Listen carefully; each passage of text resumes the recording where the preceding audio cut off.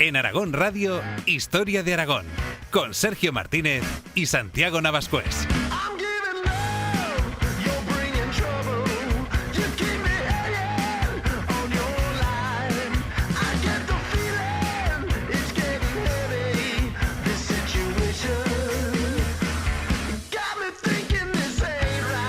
En el año 1284 y en el marco de la guerra iniciada 2 años antes por el dominio de Italia y del Mediterráneo occidental, el Papa Martín IV excomulgó al rey Pedro III de Aragón. Una excomunión que llevaba consigo la expropiación de todos los dominios del monarca, la coronación en París de Carlos de Valois como nuevo rey aragonés y el inicio de toda una cruzada liderada por Francia contra la corona de Aragón. ¿Cómo fue aquella gran amenaza a la que se enfrentó Pedro III el Grande? Soy Sergio Martínez, en la técnica está Óscar Tomás y te doy la bienvenida a este viaje por la historia de Aragón en Aragón Radio.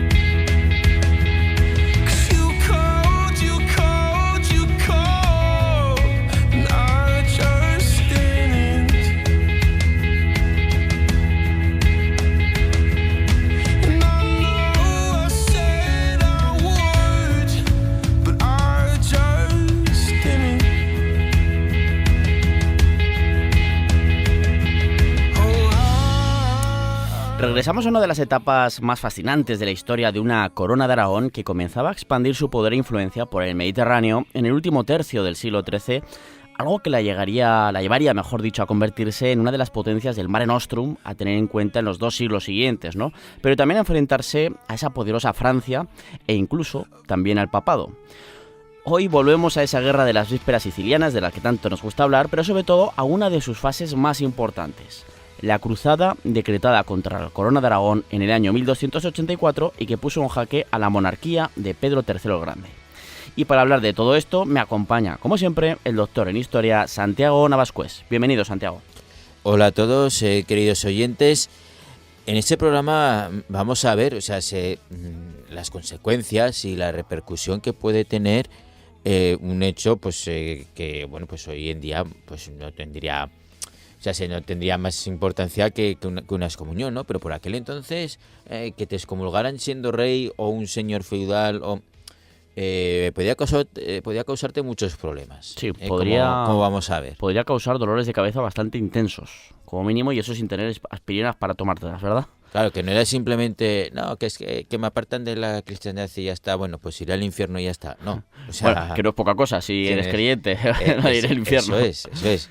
Pero también tenía consecuencias en esta vida, ¿no? Pero tenía consecuencias políticas muy fuertes.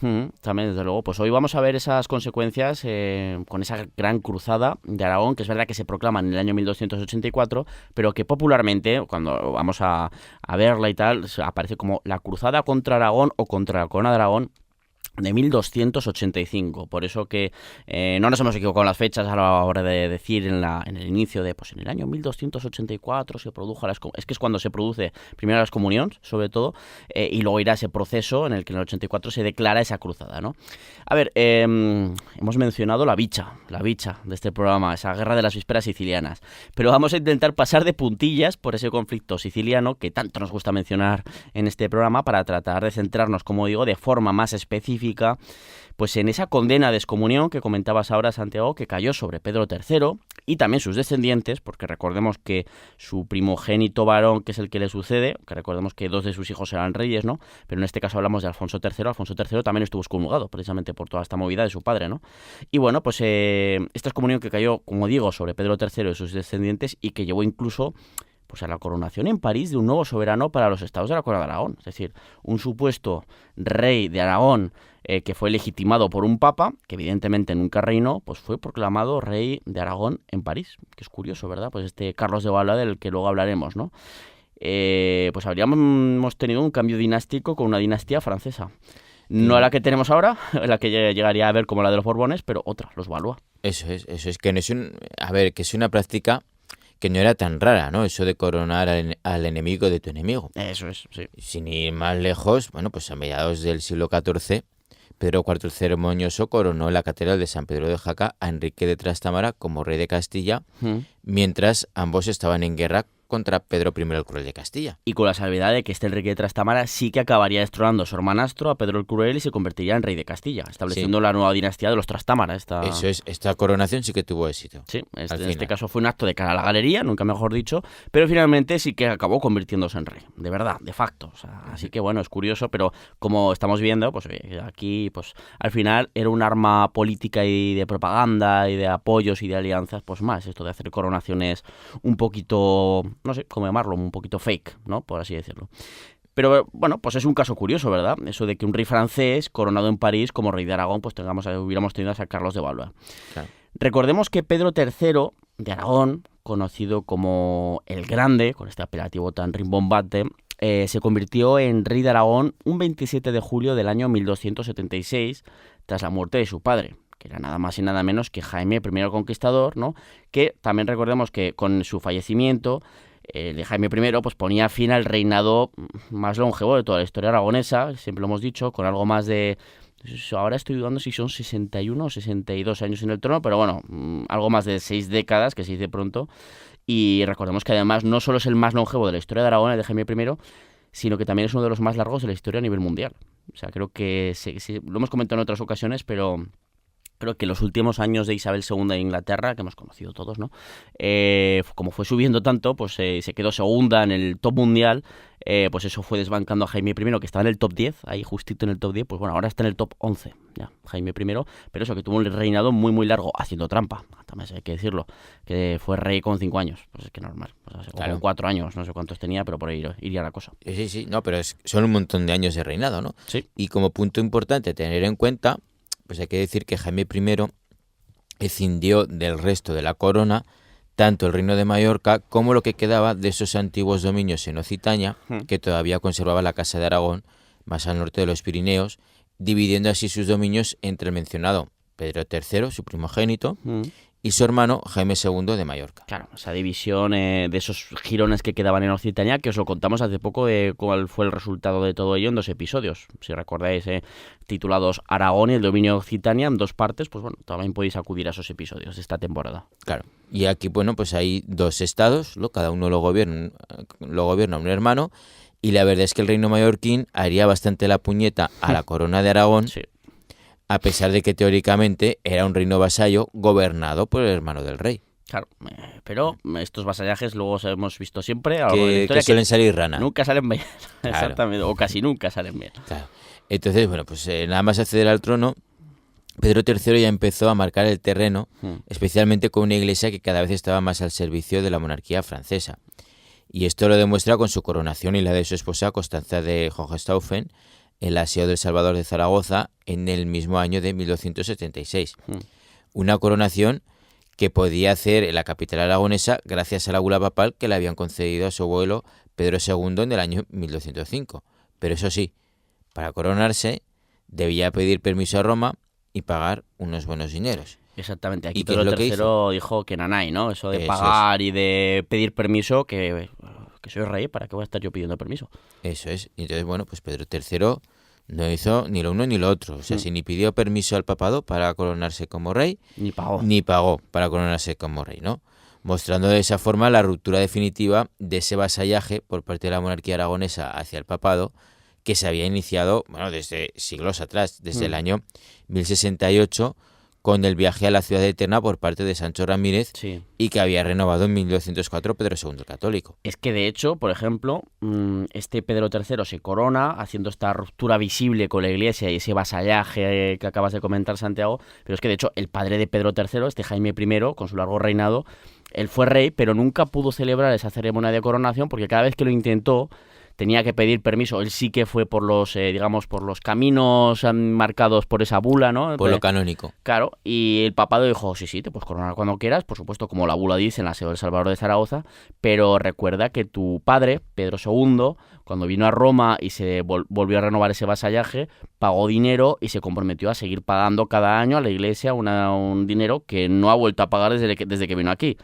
Hay unos cuantos atrasos pendientes y si te quieres coronar, Jaime, pues tendrás que hacer el pago de esos atrasos. Jaime estaba sin un clavel y dijo que nanay, y los claveles que tengo los voy a dedicar a otras cosas, ¿no? Y por eso Jaime I, de hecho, en sus 60 y tantos años en el trono aragonés, nunca celebró esa famosa ceremonia de coronación. Luego, como Pedro III hace esta ruptura, pues luego habrá ya monarcas que sí que celebran esa ceremonia de coronación hasta ya principios del siglo XV, cuando Fernando I de Trastámara sea el último en coronarse, allá por el año 1414. Una ceremonia que era la leche, pero bueno. Sí. O sea, pero claro, obviamente, ¿no? Pues después de esto las relaciones entre la monarquía aragonesa y Roma pues no tenían pinta de que fueran a ser muy halagüeñas, no. Como así se demostraría. No. Mientras tanto, pues también vemos a una corona de Aragón que, tras la importante expansión territorial desarrollada por Jaime I con las conquistas de Mallorca y Valencia, quedaba ya pues casi sin la posibilidad de expandirse por Al-Ándalus. Al menos de forma continuada en sus propias fronteras, porque también es cierto que a principios del siglo XIV Jaime II de Aragón pues trató de conquistar en el año 1309 la ciudad de Almería. Exactamente. Salió fatal ese asedio, pero desde luego fue una campaña muy, muy ambiciosa por parte de Jaime II, que es otro de los hijos de Pedro III, será el sucesor de Alfonso III, porque este fallecerá sin descendencia legítima, y desde luego fue realmente lo de Jaime II, este fracaso ante el intento de conquistar Almería, pues el gran fracaso de su reinado, uno de los reinados más importantes, como siempre decimos, el de la Corona de Aragón. Y aquí, aquí siempre hay que hacer el inciso de que hemos hablado ya de un Jaime II, pero es que aquí hay que diferenciar que son coetáneos al mismo tiempo, Jaime II de Mallorca y Jaime II de Aragón. Por si acaso, para que nadie se confunda, por si acaso, como hemos mencionado, Jaime II, pues que son dos personas diferentes, aunque eran familia. Así es. El caso es que, desde luego... Bueno, sí, perdona, que te he cortado, Santiago. No sé si querías apuntillar alguna cosa más.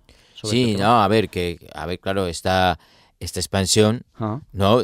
Que se hace tras la muerte de Jaime I, pues ya es una expansión más compleja, ¿no? Diferente, porque ya se ha conquistado pues todo Al-Ándalus que le tocaba por conquistar la Corona de Aragón, mientras que ese viejo proyecto en el mediodía francés pues había quedado frenado por la dura derrota en Muret en 1213 y fulminado de forma definitiva por las decisiones tomadas por Jaime I. Claro. Por ejemplo, por la firma en el año 1258 del Tratado de Corbeil, renunciando a sus derechos en la región en detrimento de la Francia de Luis IX el Santo, y con la división de sus dominios entre sus hijos, dejando precisamente los territorios ultrapirenaicos que le quedaban a un escindido reino mallorquín. Claro, como quedaba lo que era la Corona de Aragón en ese momento queda como encorsetada. Pues claro. A un lado, al oeste tiene Castilla, al sur ya no tiene territorios colindantes con Al-Ándalus una vez conquistada Valencia. Recordemos esos tratados que había hecho con Castilla durante varios siglos, en plan ya de incluso de repartirse lo que quedaba de Al-Ándalus, en plan pues esta zona te corresponde a ti, esta a mí, etcétera. Había conquistado las Baleares y por el norte, pues es que primero tenía Francia y aparte esos territorios colindantes con Francia realmente son fronterizos con esa escisión que se hace pues del Rosellón, de lo poco que quedaba más allá al norte del Rosellón de los Pirineos, que van para el reino mallorquín, ese archipiélago balear, junto a esos territorios, pues tanto la Corona de Aragón ahí, pues es que, aparte está Navarra, ¿no? Pero vamos, que realmente se había quedado sin zona de expansión, salvo ¿el qué? Pues el Mediterráneo, ¿no? Que sería su zona natural para expandirse y de llevar sus políticas si quería seguir creciendo. Es que era la única válvula de escape, ¿no? Que le quedaba. Por último, pues Pedro III se había casado con Constanza, que era hija y descendiente del rey Manfredo de Hohenstaufen de Sicilia, poniendo en contacto a la monarquía aragonesa con una dinastía germana que había llegado a ostentar el título imperial del Sacro Imperio Romano Germánico. Y cuyas ideas de poder pues fueron calando con el paso del tiempo en esa monarquía aragonesa. Sí. En especial a partir de Jaime II de Aragón, que es uno de los hijos del propio Pedro III el Grande. Sí, que además Jaime II, pues un poquito, como estará bastantes años en su juventud por Sicilia, por tierras napolitanas, estará muy en contacto con todo esto de los Hohenstaufen, esa tradición imperial de poder, de mostrar un poder imperial, de simbología imperial. Se imbuye de todo esto, ¿no? Eso lo llevará durante su reinado cuando se convierte en rey de Aragón y del resto de lo que son los estados de la corona de Aragón, y eso será muy importante, ¿no? En este sentido, pues esas ideas de, oye, pues de imperio, de no sé qué, que Constanza, la esposa de mi padre, Pedro III, pues era descendiente de los emperadores del Sacro Imperio, de esta gran familia Hohenstaufen. Jaime I también era hijo de una descendiente de las emperatrices, bueno, de la familia imperial del Imperio Bizantino. O sea, pues ahí, pues claro, todo eso se junta y eso conllevará pues toda esa imaginería del poder, esa muestra de poder, que no era algo nada gratuito, sino que estaba ahí para mostrarse, ¿no? Y lo llevará a un siguiente nivel Jaime II durante su reinado. Claro, y todas esas circunstancias que acabamos de describir, ¿no? De que ya no queda más al Andalus por donde expandirse, por el norte, por Occitania tampoco pueden, y bueno, pues entonces todo eso que acabamos de escribir, además del matrimonio con Constanza de Hohenstaufen, pues llevaron a que la corona de Aragón acabara centrando sus políticas expansivas hacia el Mediterráneo en un momento en el que Francia, con el apoyo papal, pues también estaba interesada en ello. Y aquí es donde chocan la corona de Aragón y Francia y les hará prácticamente enemigos irreconciliables durante realmente casi el resto de la Edad Media, y algo que será heredado por esa monarquía hispánica que se conforma con la unión dinástica entre Aragón y Castilla, con los reyes católicos y luego ya con los Habsburgo, ¿no? Porque Castilla normalmente solía llevarse bien con Francia, solía tener por lo general buenas relaciones, la corona de Aragón no. Y toda esa mala relación la heredará esta monarquía hispánica a raíz de la corona de Aragón y de sus políticas en el Mediterráneo. Por esos choques constantes, sobre todo por dominar el Mediterráneo y la península itálica.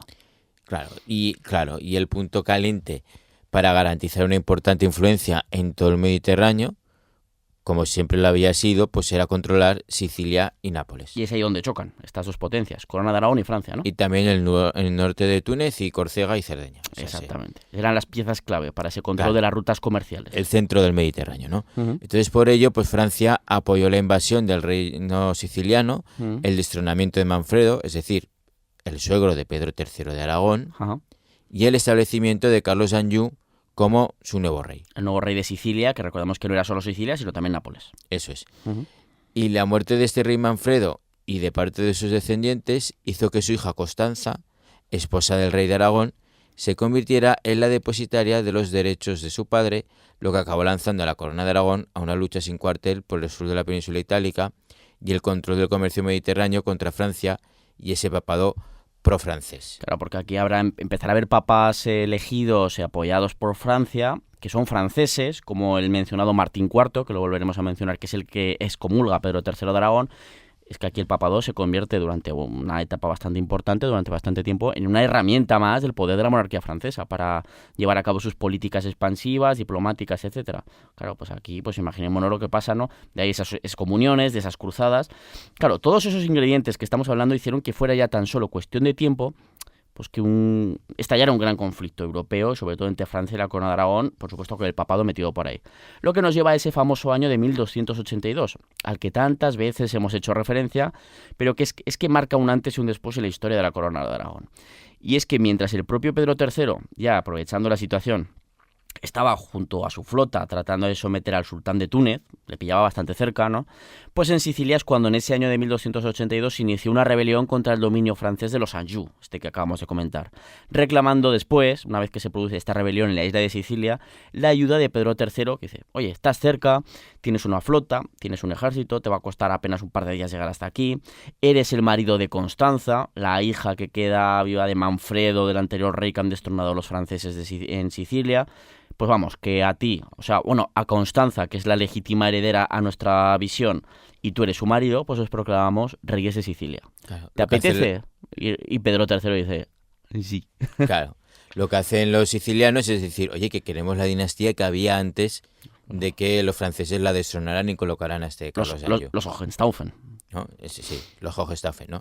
Que claro, pues la heredera de esa dinastía era Constanza, la esposa del rey de Aragón. Pedro III, eso es.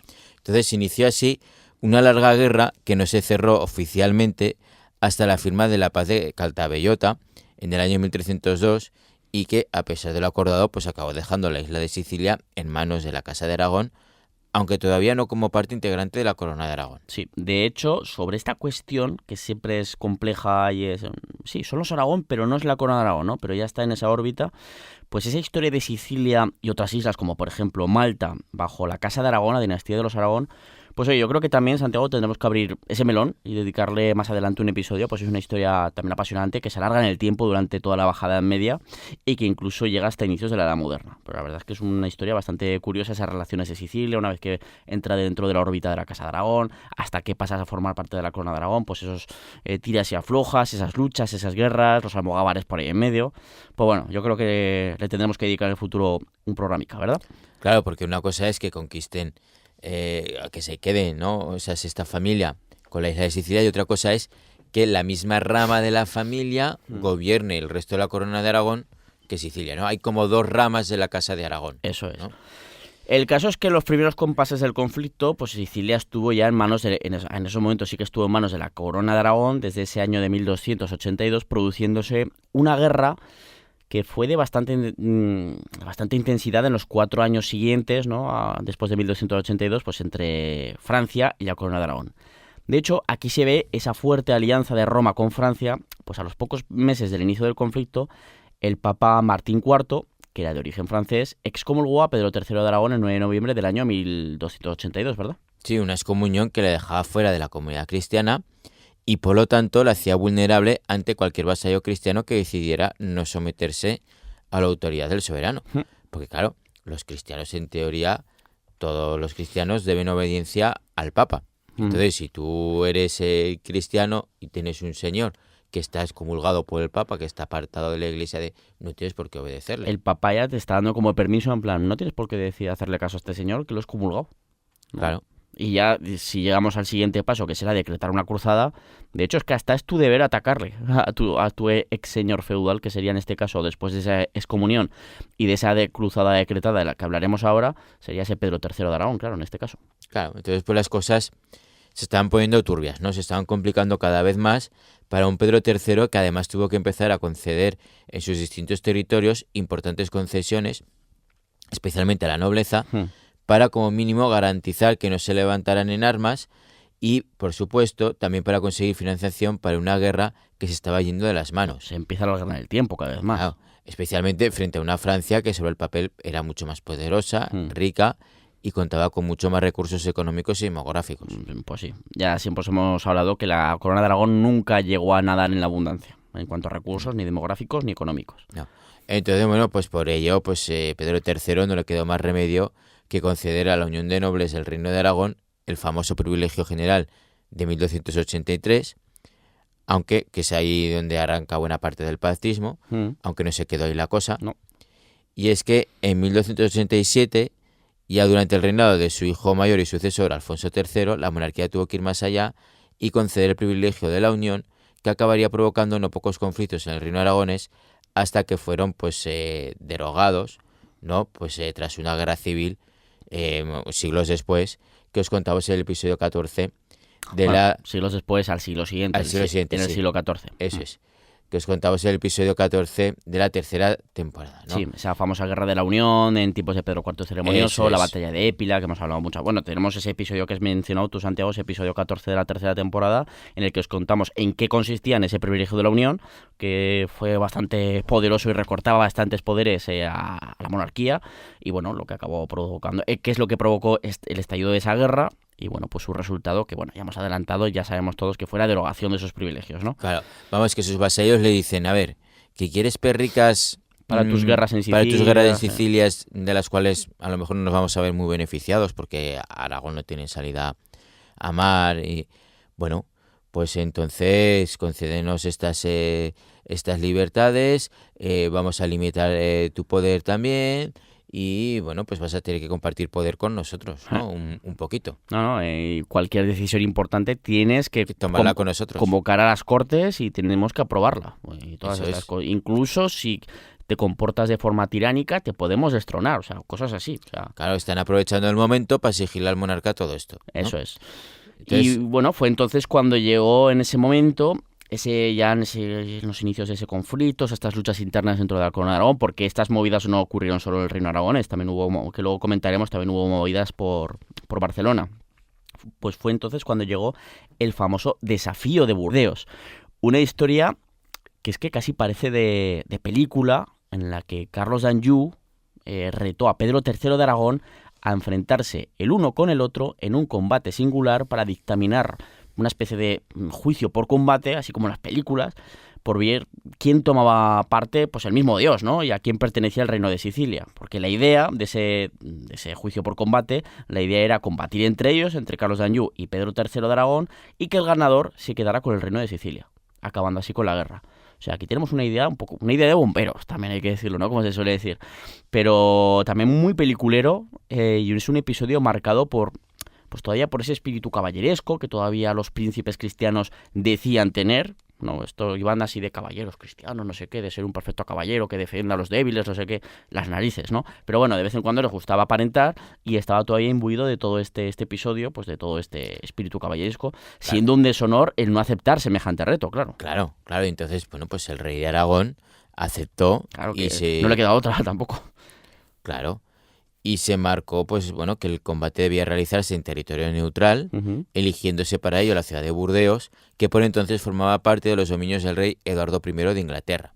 Sí, y por si a alguno le suena, este Eduardo I el Zanquilargo, como se le apodaba, sí, es ese mismo rey de la época del líder escocés William Wallace, que tan famoso hizo la película de Braveheart, ¿no? Con Mel Gibson, aunque hay que recordar que el verdadero Braveheart fue en realidad el rey escocés Robert de Bruce, que la película nos lo ponen como un traidorcillo. Fue de verdad, que además su corazón acabó en tierras de Málaga. Esa historia ya... no sé si la hemos contado alguna vez, pero es curiosa. El corazón de este rey escocés acabó por tierras de Málaga. Pero bueno, esa es otra historieta. Lástima que no sea una historia de Aragón para contarla aquí por ese programa, ¿verdad? Sí, porque pero... y si no, oye, bonita. la buscáis un poquito porque dices, bueno, pues, que hace el corazón ahí escuchimizado de un rey escocés por el sur de la península ibérica. Pues bueno, búsquenlo. Sí, que tenemos que ir a lo nuestro, ¿no? Sí, o sea, sí. Bueno, al final, pues esto del desafío de Burdeos, pues parecía todo muy peliculero, ¿no? Lo de un rey enfrentándose a otro rey allí en territorio neutral. Por un reino, por la posesión de un reino. Eso sí, es, sí, sí. en Burdeos. Pero el rey Pedro pues se olió la tostada, que tonto no era, No. y aunque acudió hasta Burdeos, pues lo hizo de incógnito, y se enteró que lo que realmente se estaba preparando allí, pues era una trampa entre el propio Carlos d'Anjou y el rey Felipe III de Francia para hacerle prisionero. Qué listos que eran. Una trampa en la que además también estaba metido el señor de Albarracín, lo que provocó que al año siguiente las fuerzas del monarca le desposeyeran de ese dominio que acabaría unos años más tarde integrando pues de forma definitiva en el reino de Aragón. Sería el fin del señorío de los Azagra, famosos, ¿no? De estos nobles de origen navarro que acabaron poseyendo el reino, bueno, el antiguo reino de Albarracín, la antigua taifa de Albarracín, luego ya como señorío cristiano, pues ahí estaría ese proceso, en esa tradición, estaría ese proceso que pasaría ya de forma definitiva al reino aragonés, por esa tradicioncilla.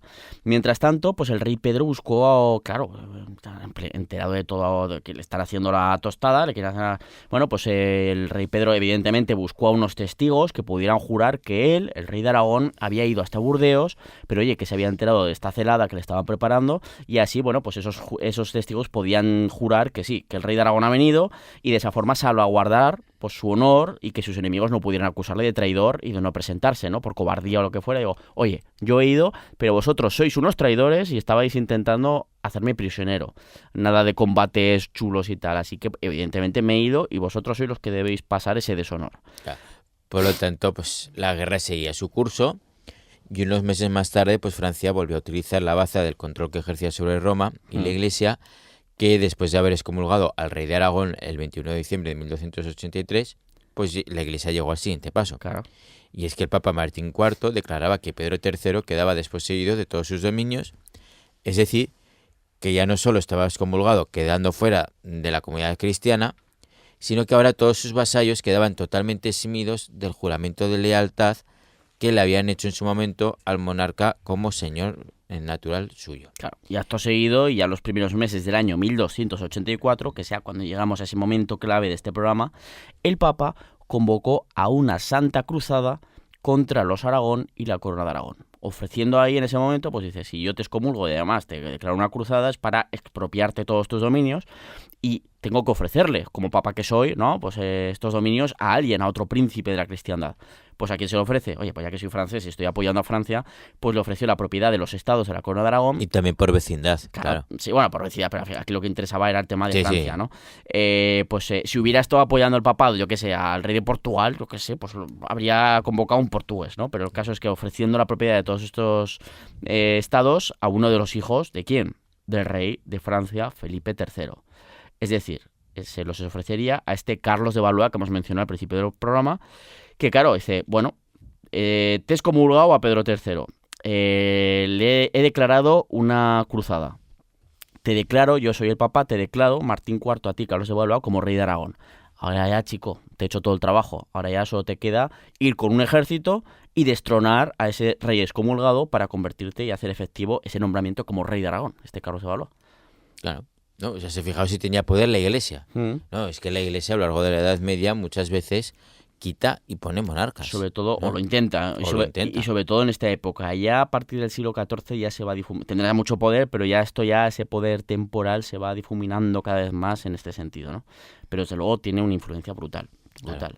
Entonces, bueno, para hacerlo todavía más oficial, si cabe, el 27 de febrero del año 1284 se organizó toda una ceremonia de proclamación en París, donde el pontífice coronó a Carlos como rey de Aragón. Me gustaría haberlo visto con una ventanica en el tiempo, ¿verdad? Esta coronación en París de este Carlos de Valois como rey de Aragón. Debe ser un hecho curioso. Debió de ser muy llamativo, ¿no? Cuanto menos, ¿no? Aunque en realidad, bueno, pues quedaba como un gesto de cara a la galería. Exactamente. ¿No? Si Carlos y la dinastía francesa de los Valois querían hacerse con la corona de Aragón y erigirse como la gran dinastía de la Europa de su tiempo, debían invadir esos dominios y hacerse con ellos por la fuerza. Fue así como se inició la cruzada contra la corona de Aragón del año 1285.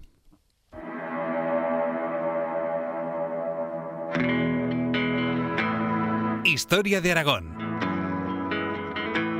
Con Sergio Martínez y Santiago Navascués.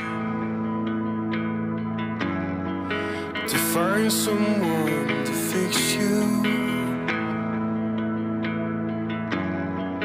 to mend my parts, to fix my heart that's been opened too many times by people that give gifts with no cards.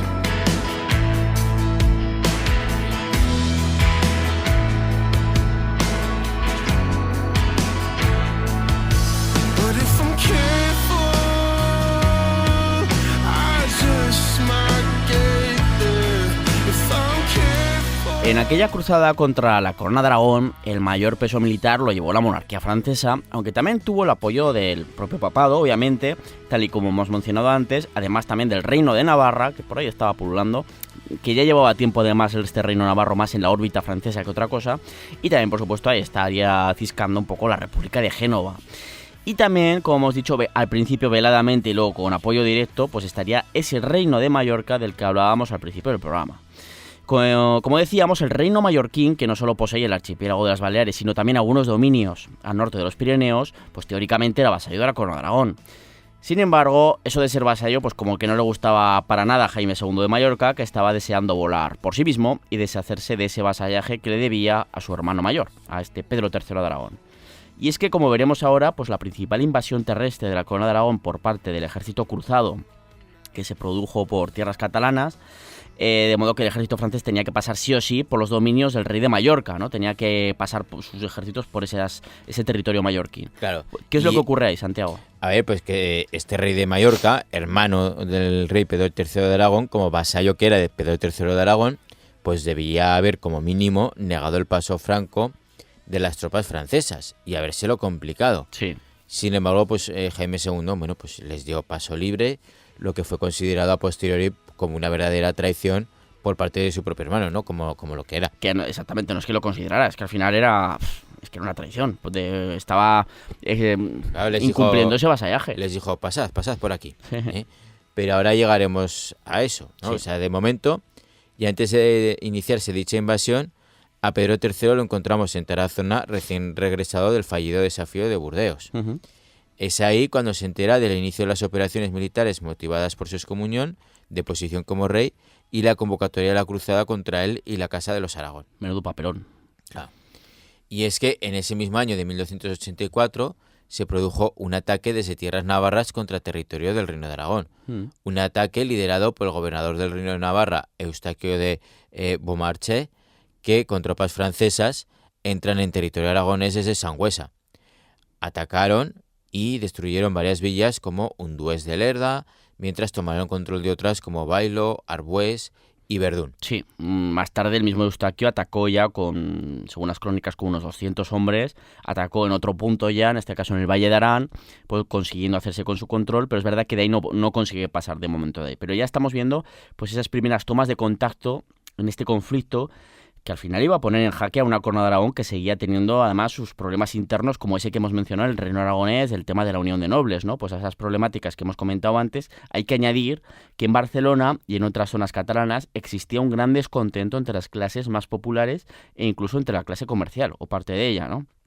Especialmente, pues aquí se juntan varios problemas, especialmente debido a que, pues, a las carestías de alimentos que empezaban a escasear porque, bueno, pues debido a las últimas malas cosechas que se juntan justo esos años, al aumento de impuestos debido a esta guerra que a inicios del año 1285 ya se alargaba desde hacía 3 años, pues todo esto junto a la incertidumbre de una invasión como la que se estaba preparando al norte y que todo el mundo sabía que se iba a producir, pues el rey Felipe III de Francia estaba ya organizando un importante contingente armado, tanto por tierra como por mar, pues todo esto se acaba juntando y esa incertidumbre, ese descontento... Como que caldea mucho los ánimos. Claro, y se producen ahí, o sea que Pedro III no solo tiene que estar pendiente de ese ataque que está viniendo ya desde el exterior y que todavía va a dar su golpe fuerte más adelante, que es esa gran invasión de Felipe III de Francia, sino que además tiene que lidiar con esas problemáticas internas en el Reino de Aragón, en Barcelona, etcétera. Y que es que además vemos que hay como una coalición internacional, ¿no? A raíz de esa pues de esa bula de cruzada, ¿no?, que emite el papado.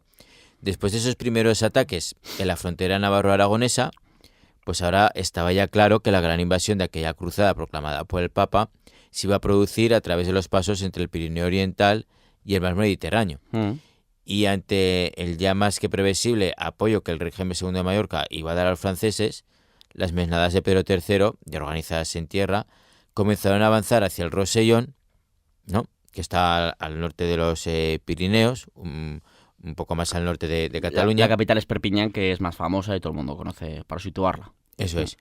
Pues las tropas aragonesas, bueno, pues comenzaron a avanzar hacia el Rosellón para cerrar el paso a la invasión francesa, lo que motivó que el monarca mallorquín pues huyera de Perpiñán y se uniera al ejército cruzado. Sí. O sea, si lo que primero era que te dejó pasar, ahora ya no solo es que te dejó pasar, sino que encima me uno a ti. Sí, y bueno, pues así comenzó la invasión de esta cruzada contra la corona de Aragón ya en 1285. Y aunque Jaime había dado órdenes de flanquear y no obstaculizar el avance de los franceses, por los que al fin y al cabo eran sus dominios, en realidad sí que hubo una importante resistencia. O sea, una cosa es que Jaime II de Mallorca dijera, oye, que dejarles pasar a sus vasallos, no dejarles pasar a los franceses. Pero al final sí que se constata que hay una importante resistencia por parte de la población en muchas plazas, que dependían de este reino de Mallorca, por las cuales tenían que pasar el ejército cruzado y hacia donde avanzan las tropas de Pedro III de Aragón, aún así. Aún así, a pesar de esta oposición entre la población local, ¿no?, en algunas plazas, este primer avance cruzado resultó ser imparable, especialmente por la amenaza que suponía la caballería pesada de los cruzados, de modo que las fuerzas de Pedro III, en inferioridad de condiciones, pues fueron retirándose hacia el sur. Claro, es que todavía el monarca de Aragón, el rey de Aragón, estaba ahí todavía pues organizando parte de sus mesnadas, que todavía estaba reclutándolas en diferentes partes de sus dominios, y bueno, pues estaba todavía en inferioridad de condiciones bastante importantes. Es que le pilló por sorpresa. Exacto. Y bueno, mientras tanto, pues el monarca ordenó por un lado la formación de una escuadra naval de guerra en Barcelona, de cuya organización se encargó el infante y futuro rey Alfonso III, estando esas galeras al mando de Ramón Marquet y Berenguer Mayol.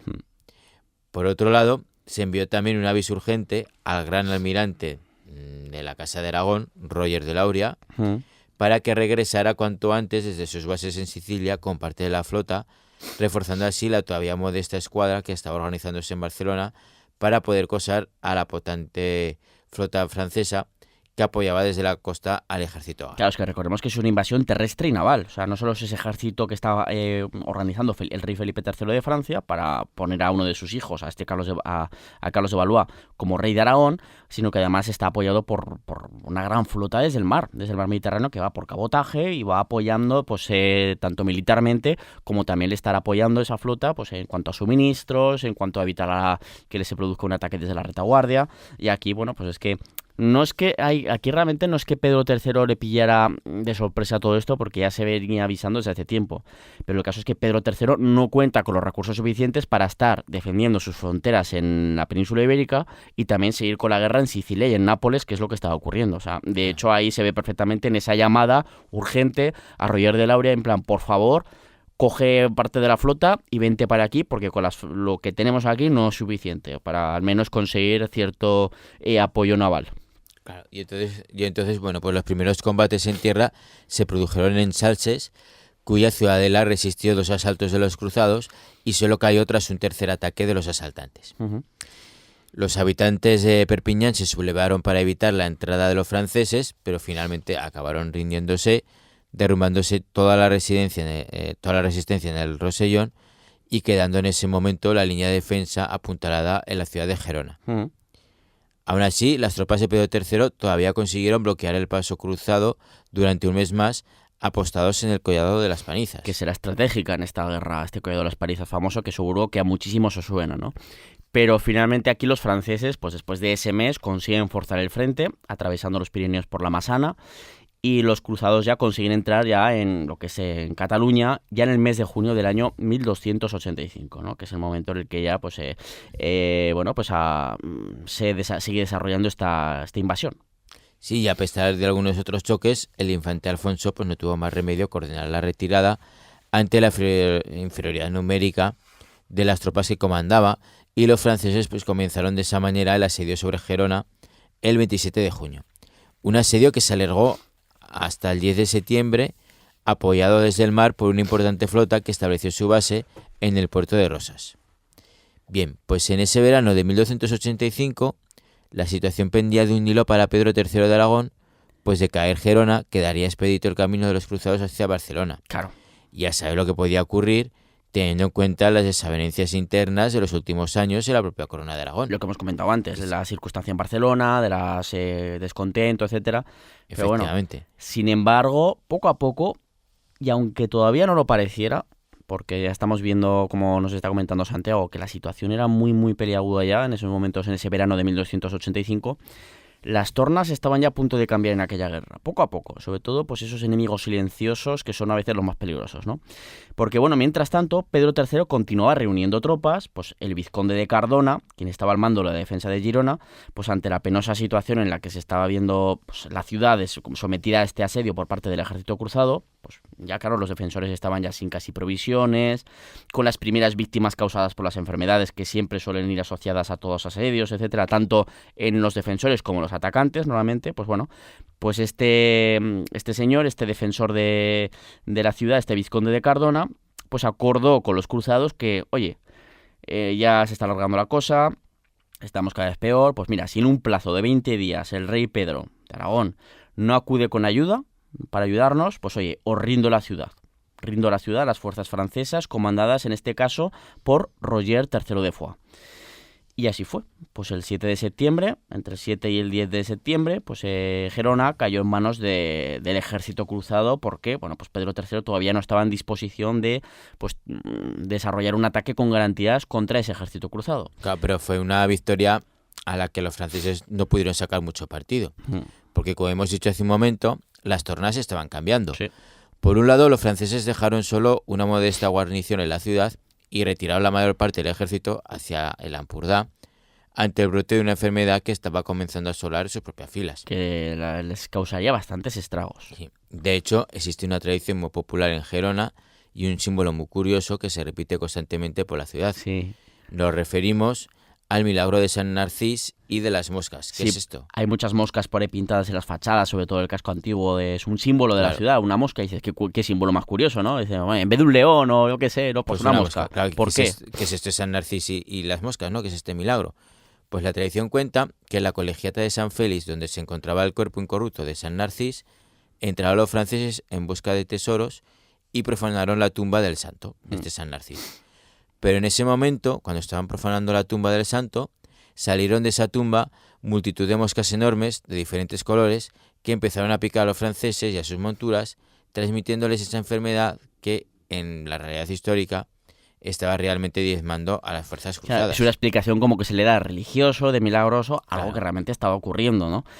Además, este hecho, lo de San Narcís y las moscas, es que luego se repite después, en el siglo XVII, en las luchas contra los franceses y tal, en la guerra en la rebelión catalana, si no recuerdo mal, la guerra de los segadores, del segador, como creo que se le llama. Ahí se produce, estas moscas estaban solo ahí, su única misión, la de las moscas y de San Narcís, es atacar a franceses y pegarles, porque de nuevo se vuelve a repetir, digamos, este episodio milagroso, pero bueno, ahí está, ¿no? Esta situación que es una tradición cristiana muy chula de ahí de Girona, que es muy recomendable además visitar esta colegiata, la catedral que está al lado, pues bueno. Además, unos días antes, porque digo, no solo el ejército cruzado se estaba viendo, aunque consigue conquistar Gerona, pues no solo se está viendo sometido a esto, pues a esta enfermedad, sino que el 3 de septiembre del año 1285 estaban pasando cositas. Sí, Recordemos a Roger de Lauria, ¿verdad? Pues ¿qué está haciendo este señor? Pues este señor, Roger de Lauria, regresa con parte de la flota desde Sicilia, ¿no? Y había logrado pues una victoria aplastante en la batalla de las Islas Formigues, que había dejado sin apoyo naval y de suministros a los franceses. Una batalla, bueno, es una victoria, mejor dicho, incontestable para la flota de la Corona de Aragón. Que también se la jugaron, porque claro, dejaba desprotegida Sicilia recientemente. Bueno, aún dejo flota. De hecho, todo esto os lo contamos de cómo fue esa batalla de las Islas Formigues y tal. Os lo contamos con detalle en el episodio 23 de la quinta temporada. Pues ya sabéis que tenéis disponible, como siempre, para escuchar en formato podcast en aragonradio.es y el resto de plataformas como Spotify, iVoox, etcétera, ¿no? Dejó algo de flota en Sicilia, pero claro, al fin y al cabo... Era jugársela, sí. Sí, era el mejor almirante, ¿no?, de la Casa de Aragón. Y de Europa, podríamos Y de decir, Europa. en esos momentos casi. Eso es. Bueno, el caso es que esta victoria en Formigues, ¿no?, de Roger de Lauria al servicio de la Casa de Aragón, pues cambió definitivamente el curso de los acontecimientos frente a unos franceses que estaban en una situación cada vez peor ante la epidemia que se desataba en su campamento. Ajá. Ahora habían perdido también su fuerza naval y parte de las tripulaciones de la flota de Roger de Lauria desembarcaron para reunirse con el ejército de un Pedro III de Aragón que ahora sí llegaba para asestar un golpe definitivo a los cruzados en la batalla del Collado de las Panizas. Ese collado de los palizas que hemos hablado antes otra vez. Eso es, que se libró esta batalla entre el 30 de septiembre y el 1 de octubre de 1285. Que fue una victoria tremenda, pero de hecho aplastante por parte de Pedro III de Aragón, y de hecho acabó poniendo fin a esa invasión y a esa cruzada contra la Corona de Aragón, liderada por Felipe III de Francia, para coronar a otro rey, a un rey extranjero, a un Valois, ¿no? La victoria en el Collado de las Panizas, en ese momento entre septiembre y octubre de 1285, pues fue aplastante para el lado de las fuerzas de la Corona de Aragón, que en menos de un mes, pues lo acabamos de ver, le habían dado totalmente la vuelta a la tortilla, ¿no?, a la situación, porque si a finales de agosto, principios de septiembre estaba ya Gerona rindiéndose prácticamente, estaba en una situación fatal, etcétera, se veía ahí como que iba muy mala cosa, en prácticamente unas semanas, pues entre ese brote de enfermedad que se desata en el campamento francés, la gran victoria que consigue Roger de Lauria en la costa con fuerzas navales, de ahí vendría esa frase famosa que supuestamente dijo Roger de Lauria, de lo de no creo que ningún pez se atreva a cruzar las aguas del Mediterráneo sin el emblema del rey de Aragón, ¿no? Pues ahí, gracias a victorias como esta, ¿no? Pues bueno, aquí pues la cruzada ha fracasado, se inicia la retirada de los cruzados y hasta, bueno, es que, bueno, pues... El mismo rey de Francia, Felipe III, falleció esos días durante la retirada, ¿no? A causa de la enfermedad, sí, sí. Marcando el fracaso pues total de aquella cruzada. Sí. Victorioso, pues Pedro III preparaba ya su venganza, no solo contra Francia, sino contra todos, porque le había traicionado a su propio hermano, el rey Jaime II de Mallorca. Sí, también el reyezuelo musulmán de la isla de Menorca, que recordemos que siempre se dice Jaime I el Conquistador conquistó la Mallorca, las Baleares, conquistó Mallorca de forma directa.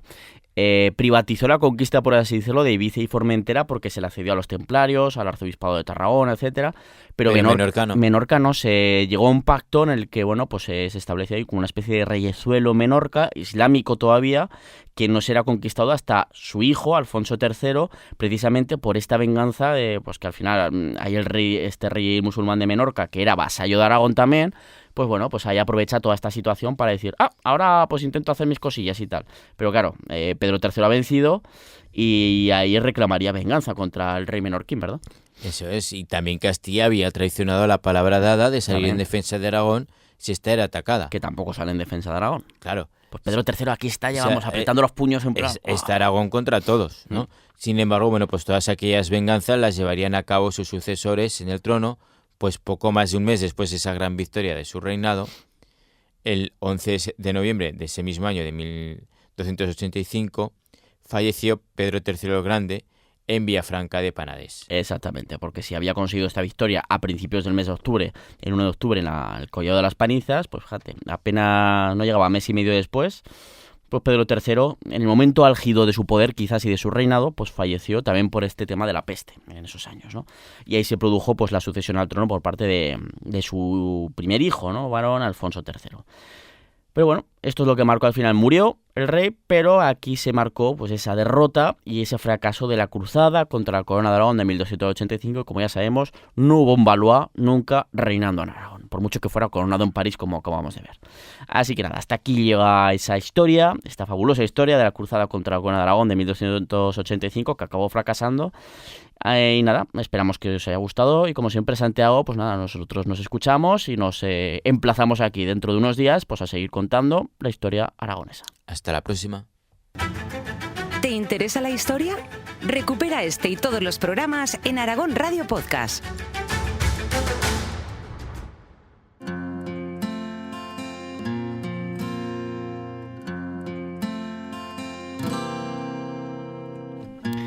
Como decía antes, espero como siempre que hayáis disfrutado de este episodio, que os haya gustado, que habéis descubierto nuevas cosas o recordado otras, y ya sabéis que cada sábado a partir de las 3 de la tarde tenéis en la FM de Aragón Radio un nuevo episodio de Historia de Aragón, y si os lo perdéis o no os va bien a esas horas escucharlo, pues lo tenéis siempre en formato podcast, que lo podéis escuchar en aragonradio.es, Aragón Cultura, historiaaragón.com y en plataformas como iVoox, Spotify, Apple Podcast y el canal Historia de Aragón en YouTube.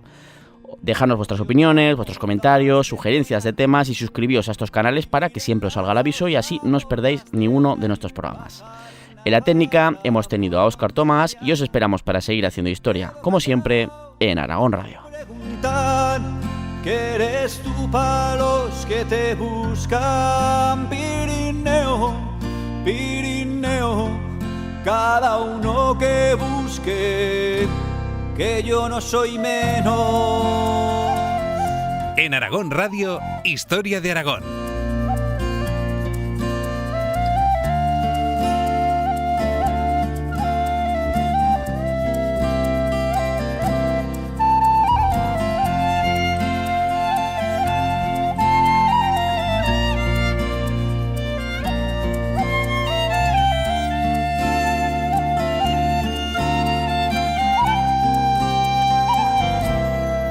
Contar a chicos, escuchar a viejos, antiguas batallas de caballeros, tallar en piedra la vida de tantos hombres y mujeres que por ti pasaron, ver chesos en Oza, plantar batalla, en sótanos la foz, la cabaña, jugar con la vida y ganarse el pan, hacer contrabando por la de Roldán.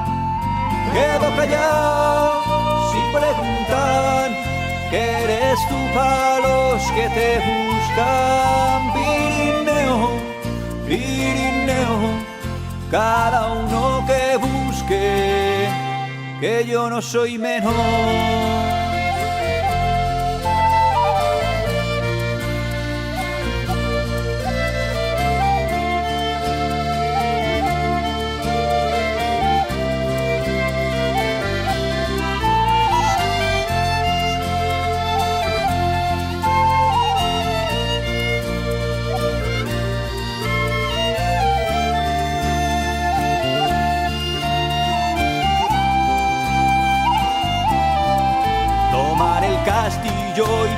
la Forca o al gigante de la Ribagorza. Pasar Bachimaña cara al infierno, besar la gran facha en pleno invierno, ver Mondarruego remontar el Ara, soltar ganao pasao ver Natuara, salir de Broto en julio a la fin, saludar amigos en Gavarní. Quedo callado si preguntan que eres tú para los que te buscan. Pirineo, Pirineo, cada uno que busque, que yo no soy menos.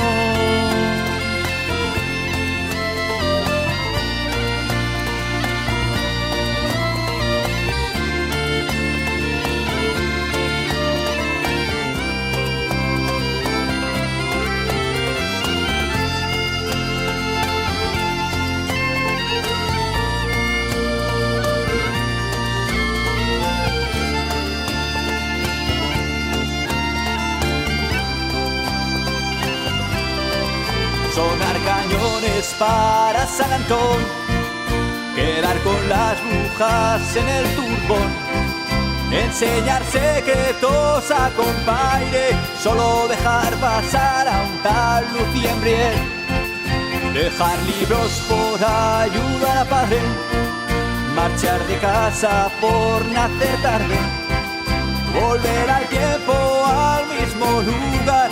Todos han cambiado, pero tú estás igual. Quedo callado sin preguntar, que eres tú para los que te buscan. Pirineo, Pirineo, cada uno que busque. Y quedo callado sin preguntar, que eres tú para los que te buscan. Pirineo, Pirineo, cada uno que busque, que yo no soy menos.